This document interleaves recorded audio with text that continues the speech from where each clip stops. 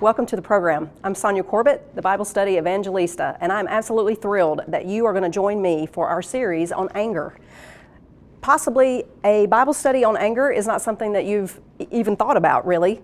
What does the Bible say about anger? It actually says a lot. And maybe it's not a Catholic subject per se, but I think you're going to be fascinated, as I have been, on all that God says to us about anger through His people.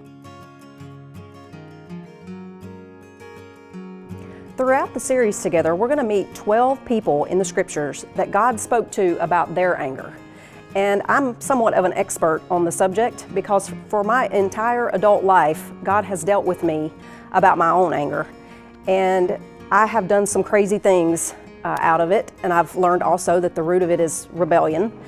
But God used the Scriptures and these people to speak to me about my own anger and how to overcome it. I have thrown remote controls, I have balled tires, I have pushed people off the road in my car, I have put my head through the drywall in the bathroom, and God used the Bible to teach me how to get a hold of my anger so that it did not destroy my family and everything that I was really working for. So the first person we're going to look at in the Scriptures with an anger problem is Cain. And I find that very interesting because Cain was Adam and Eve's son, and so we see very quickly that anger enters the picture of humanity. And in fact, what we'll see with Cain is that sibling rivalry will destroy your relationships and could even lead to murder. My anger story really started with what I call a father wound. And I didn't know it at the time, but my anger really stemmed from that woundedness that I guess would say I received from my father. He was military in 2 branches and also highway patrol. And so at our house, if we understood anything at all, it was the law. And so there were times that I felt controlled, especially as I got older. And one of the very first victims, I'll call it, of my own angry explosions was my own sister. And of course I know that siblings tend to do that to one another, but I did have some extreme issues with anger. And so one of the very first things that God used to speak to me was Genesis chapter 4. Cain. And what we find there is that Cain was the older brother, and that was really my position with my sister. I'm the oldest, and we're about 4 years apart. And Cain, you know, we think of this sibling rivalry as a rivalry between Cain and Abel toward their parents, but it was really a rivalry on Cain's part with God. It was Abel and God. And so what we find there in Genesis chapter 4, verses 1 through 9, is that Cain was a farmer and Abel was a shepherd. And I'm going to read part of that passage for you. And as I said, we're going to begin here in Genesis chapter 4. I'm going to read verses 1 through 9. Now Adam knew Eve, his wife, and she conceived and bore Cain. Cain means to get, or sometimes it also can mean a fast striker, which we'll see as he strikes his brother in murder. But that's what his name means. She conceived and bore Cain and said, I have acquired a man from the Lord, or I got a man from the Lord. So you can see the play on the names. Then she bore again, this time his brother Abel. Now Abel was a keeper of sheep, but Cain was a tiller of the soil. And in the process of time, it came to pass that Cain brought an offering of the fruit of the ground to the Lord. Abel also brought of the firstborn of his flock and of their fat. And the Lord respected Abel and his offering, but he did not respect Cain and his offering. And Cain was very angry, and his countenance fell. And so the Lord said to Cain, why are you angry? So, dear one, that's a question for us. Why are you angry? And a lot of times anger can be so explosive that we don't know where it comes from. That was what happened to me.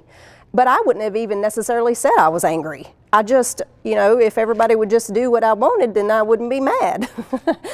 But that's unacceptable, and God really began to teach me that through this passage. But are you angry? And if you are, why? And so God asks us point blank in His Word, why are you angry, and why has your face fallen? If you do well, will you not be accepted? And if you do not do well, sin lies at the door, or crouches. and its desire is for you, but you should rule over it. And that sentence there, the phrase, its desire is for you, its desire is to sift you. And we get that same sifting idea through Jesus and his confrontation with Peter, where he said, Peter, Satan desires to sift you. So what he's doing here is he's teaching us that anger can lead to devastation. And that's actually what happens with Cain. Now, Cain talked with Abel, his brother, and it came to pass when they were in the field that Cain rose up against Abel, his brother, and he killed him. And the Lord said to Cain, where is Abel, your brother? And he said, I do not know. Am I my brother's keeper? And yes, we are our brothers and our sisters' keepers. And so God confronts our anger with that very simple question, why are you angry? Why has your face fallen? And why are you upset? And in Cain's situation, he was upset because his offering was not pleasing to the Lord. And later on in the scriptures, we see exactly why that's the case. But for us and our intents and purposes, God really wants to know, why are you angry? And let's talk about it. And it's interesting to me that God goes straight to Cain face to face. And that's what God is really doing through the scriptures. He's confronting us and our anger face to face, because the truth is, it's a human emotion and we are made in God's image. And so it's not necessarily a bad thing to be angry. In fact, St. John Chrysostom says that he who is not angry when he has cause to be sins, because excessive patience, he says, is the hotbed of many vices, and it causes even the good man to do wrong. So anger itself is not bad, but murderous anger, letting it get to wrath, which I had a habit of doing, letting it get to that point is sinful. And so that's why God confronts us before we do the really bad thing. And of course, Cain here, he went all the way over the edge and he killed his brother.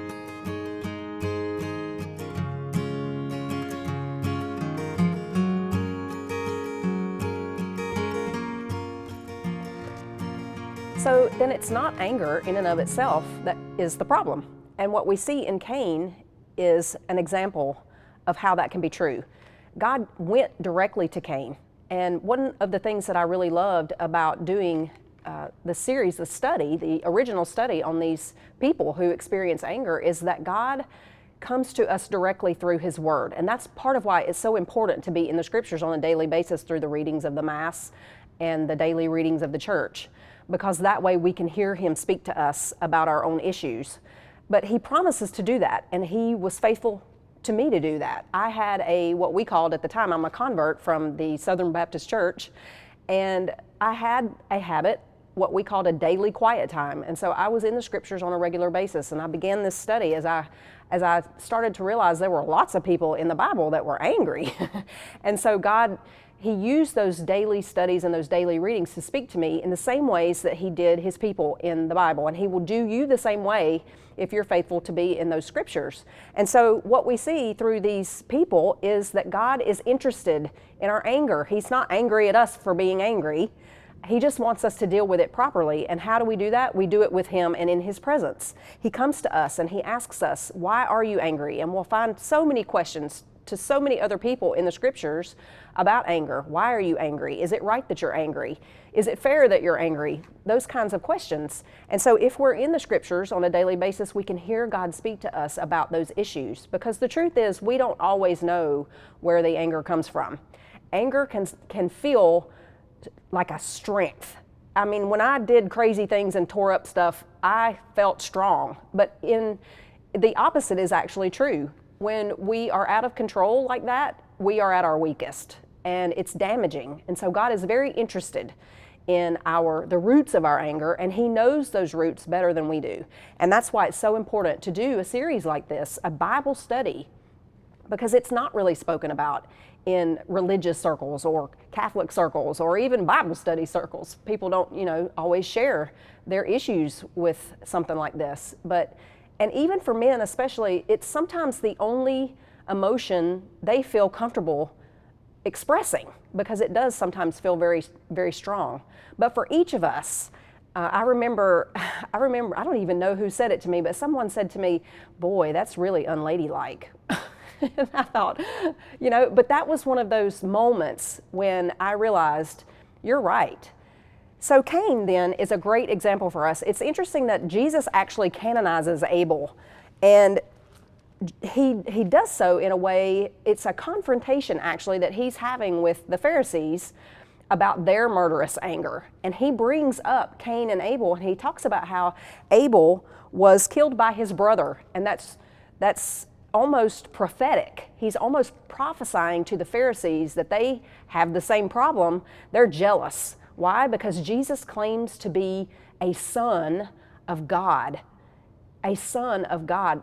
They didn't even utter God's name. They would never have dared to call God their Father, not in the way that Jesus did. And that's actually why in the Mass we dare to say, "Our Father who art in heaven," because it was not done. And so they were jealous that Jesus would express a relationship with God that, first of all, they didn't believe was possible, and secondly, that was so intimate. He seemed so friendly with God. And so he confronts the Pharisees in a similar way that God confronted Cain. They were angry, they were murderously angry, they were envious, they were jealous of their brother, Jesus. They were brothers in Judaism. And so we get this parallelism that Jesus, where, as I said, he sort of canonizes Abel. And I'd like to read that little passage, or actually just that one verse. In Matthew 23, verse 34, he says, "Therefore, indeed, I send you prophets, wise men and scribes. Some of them you will kill and crucify, and some of them you will scourge in your synagogues and persecute from city to city, that on you may come all the righteous blood shed on the earth, from the blood of righteous Abel to the blood of Zechariah, whom you murdered between the temple and the altar. Assuredly, I say to you, all these things will come upon this generation." And of course, the Pharisees scoffed at that, but Jesus was really being prophetic. And so what we see is the history of this envious, murderous anger from the very beginning, right after the Garden of Eden. One of the very first sins was a sin of envy, of jealousy of a brother, and it led to murder. And so my warning, not my warning really, but the warning of the scriptures is we need to confront our anger. We need to admit it, first of all. And then secondly, we need to confront it with God, especially through the scriptures, because God can use those scriptures to really identify the roots of where it's coming from. And it's important. It's important because it's the job of purification, of sanctification. And if we don't do it here, we'll do it in purgatory. And I don't know about you, but I'd like to avail myself of the sacraments and the graces that are available in those, and the merits that I can merit while I'm here, so that that work doesn't have to happen in purgatory.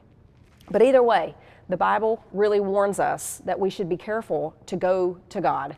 So in my own life with my own sister, she married before I did, she had kids before I did, our relationship got a little snarky, and I couldn't really figure out what her problem was. And I even went to God and I said, "What is her problem?" And he used Matthew chapter 5 to say to me, "You need to pull the beam out of your own eye before you start trying to pluck the speck out of your sister's eye." And I just thought, what? And it turns out, as I sat with God there in that really honest moment, what I realized was I thought I was superior. I went to church every day. I went to church every time the doors were open. I homeschooled my kids. I was really religious. And I did all things properly, while she, as the younger, often didn't. And I thought I was superior to her. And when God confronted me about that, and I was able to acknowledge it and admit it, it broke my heart, because I had been really ugly to her. I didn't know that I was, but the relationship issues were really my own. And so when I acknowledged that, I dealt with it for a little while, and then I called her up, and I tried my very best to be as soft and gentle and loving to her as I possibly could. And you know, it was very interesting. With that one phone call, everything changed. And once I realized that the issue really was me, everything really began to get better. And so that is one of the lessons I think we can learn from Cain, is that we really need to look at ourselves. We want to project our anger on other people, and we want them to be at fault. But the truth is, a lot of times, the woundedness drives the jealousy and the anger and the superiority that we project onto other people.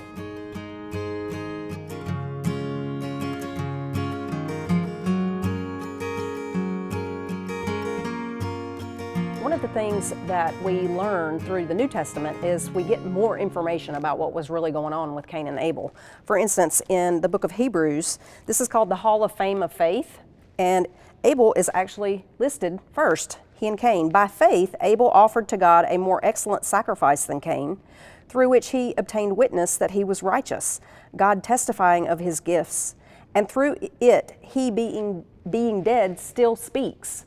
And so what we see is part of what probably was the issue with Cain's offering was that it lacked faith in some way. And that almost bears out if you think about the fact that God requests and desires our offerings to be a free will offering, first of all, but secondly, that he really wants us to believe that we can give him the very best that we have and that he will take care of it. And so whatever was going on with Cain and the difference there in their offerings, we can see that it had something to do with faith. But one of the other things that I really like about how the New Testament sort of picks up this story and explains it a little more is how Jesus picks it up, and he offers us a lesson. And the rest of the New Testament actually does the same thing. We've been talking here about brothers or siblings, but it's interesting that the New Testament sort of picks it up as church family. So not only do we really need to inspect our relationships with our close family members and maybe even some of our extended family members, but also our church family is very important. And we see that Jesus really speaks to this in the Sermon on the Mount. In chapter 5 of Matthew, he says, "You have heard that it was said to those of old, 'You shall not murder, and whoever murders will be in danger of the judgment.' But I say to you that whoever is angry with his brother without a cause shall be in danger of the judgment. And whoever says to his brother, 'Raka,' which means idiot, shall be in danger of the council," meaning the Sanhedrin council, meaning they would you would be taken to court, like the Sanhedrin court, the religious court of that time. "But whoever says, 'You fool,' shall be in danger of hellfire." Now that's a stern warning. And then he says, "Therefore, if you bring your gift to the altar and remember that your brother has something against you, leave your gift there before the altar and go your way. First be reconciled to your brother, and then come and offer your gift. Agree with your adversary quickly while you are on the way with him, lest your adversary deliver you to the judge, and the judge hand you over to the officer, and you be thrown into prison. Assuredly, I say to you, you will by no means get out of there until you have paid the very last penny." And so what Jesus is doing is he's not just speaking about siblings, he's talking even about extended relationships within our religious communities. And sometimes that is harder to deal with than even our siblings because, families are messy and we expect that. And in the end, typically, whether we have an issue with each other in our families or not, don't let anybody else mess with us, right? But it's a much easier thing to call a brother and sister in Christ an idiot and cherish that anger against him or her in our hearts. And Jesus says you better be very careful about that.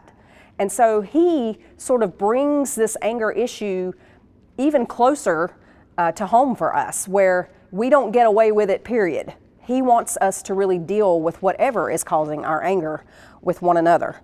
And that mantra is actually picked up once more in the book of John. It's actually, we call these little Johns because these are the letters of John. And he also speaks about Cain and Abel. He says, "In this, the children of God and the children of the devil are manifest. Whoever does not practice righteousness is not of God, nor is he who does not love his brother." He's speaking here in terms of the church. "For this is the message that you have heard from the beginning, that we should love one another, not as Cain, who was of the wicked one and murdered his brother. And why did he murder him? Because his works were evil and his brothers were righteous." And so there again, we see that the relationships, even in the church, are very, very important to God, and that we don't get away with cherishing that anger toward one another, whether it's in our own family or in our church family.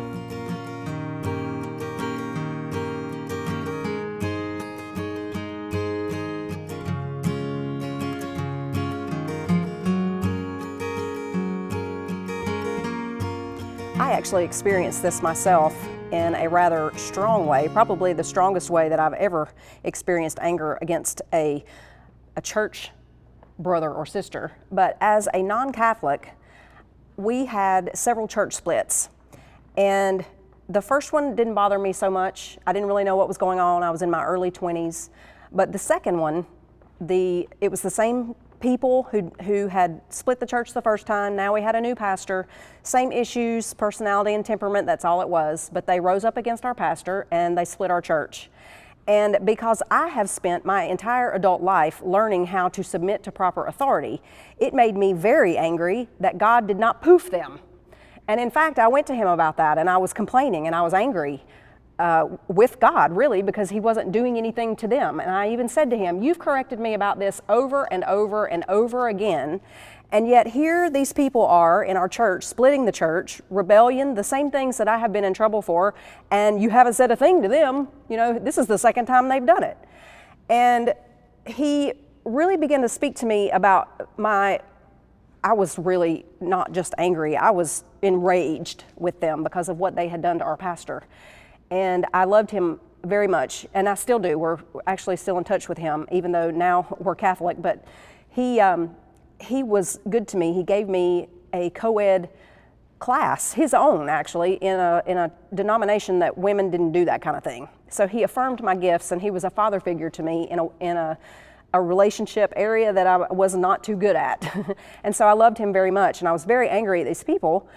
And I spoke to God about it, you know, because at that point I had learned that he really wants to speak to us about our anger and our issues, and even when it has to do with other people. But because these were church members, it was a little more difficult for me. And I asked God, I said, why haven't you done something about that? And he brought to mind the same conversation that he had with James and John when he called them the sons of thunder, and because they wanted him to poof some people in another city because they weren't accepting Jesus. So I thought that was kind of interesting. But he led me to a passage in Joshua.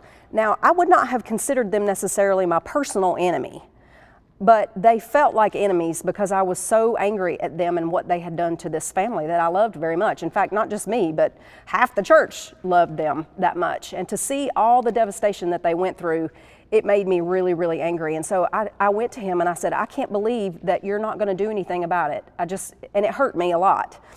And this is what he said. I'm in Joshua chapter 5, verse 13. And it came to pass when Joshua was by Jericho, he lifted his eyes and looked, and behold, a man stood opposite him with his sword drawn in his hand. And Joshua went to him and said, are you for us or for our adversary? And so he said, no. Isn't that interesting? So he didn't actually answer his question at all. Are you for me or my enemy? That's the real question there. Who are you really for? Me or these people who have split the church? The pastor or the people who are in sin? Who are you really for? And he said plainly, no, I'm not for you or your enemy. I love you both.